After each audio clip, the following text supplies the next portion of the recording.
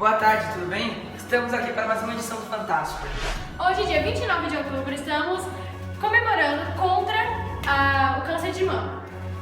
Hoje, para esse dia super especial, temos uma reportagem muito nova sobre um dos temas mais polêmicos de hoje em dia, a ditadura cubana. Puxa a vinheta. Vai. A ditadura cubana é um tema muito polêmico, tanto no passado como hoje em dia. Os dois lados têm seus prós e contras, por causa do lado comunista e capitalista.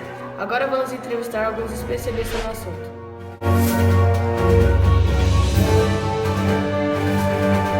A ditadura comunista em Cuba fez o país ter o governo ditatorial de mais longa duração do planeta. Comente.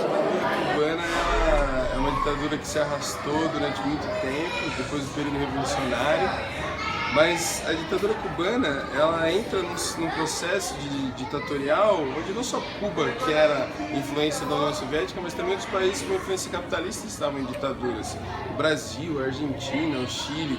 Embora tenham sido processos que começaram depois e terminaram antes, foram processos que aconteceram em algum momento da história concomitantemente.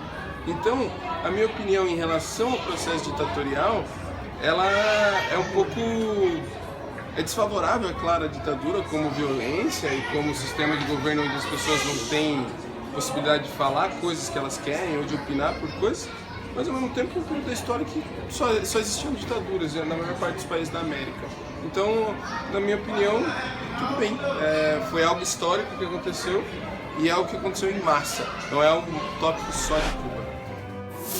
Cuba foi patrocinada pela União Soviética durante toda a Guerra Fria. Isso acarretou em avanços, retrocessos nos dados sociais e econômicos do país. Comente.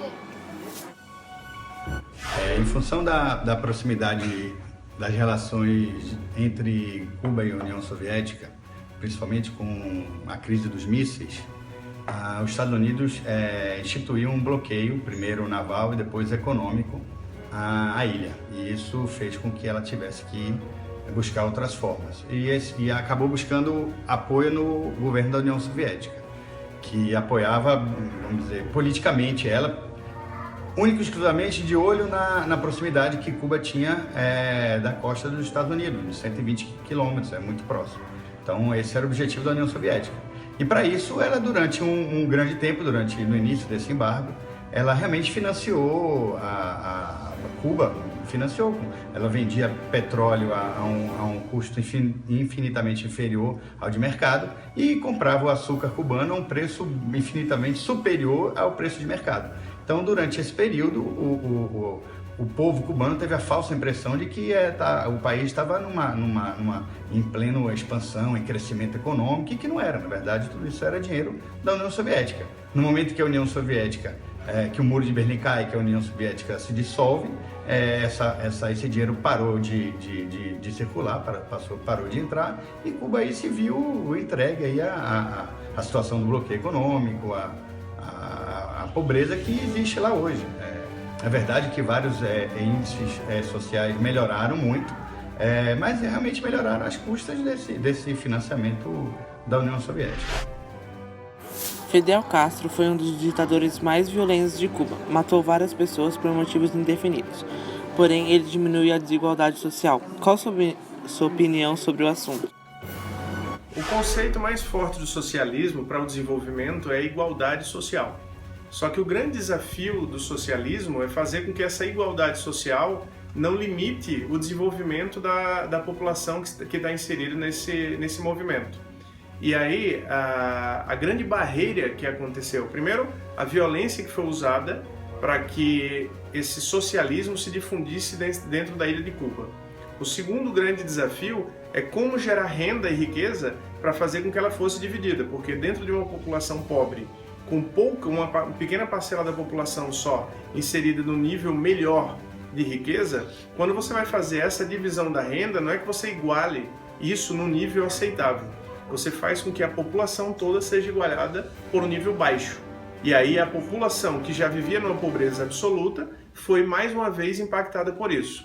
Na minha opinião, eu sou completamente contra isso, porque você acaba não tendo nenhum nível de benefício para a população. Se você estuda mais ou estuda menos, se você é mais desenvolvido ou menos desenvolvido, se você traz mais pesquisas para o país que você está inserido ou que você traz menos, você não tem nenhum benefício por isso. Então todo mundo trabalhando bastante ou trabalhando pouco vai ganhar a mesma coisa e vai ter os mesmos benefícios.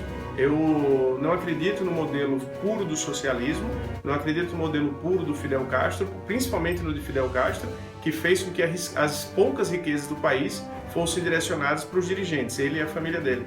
Então eu entendo que isso trouxe um impacto muito maior para a população de Cuba.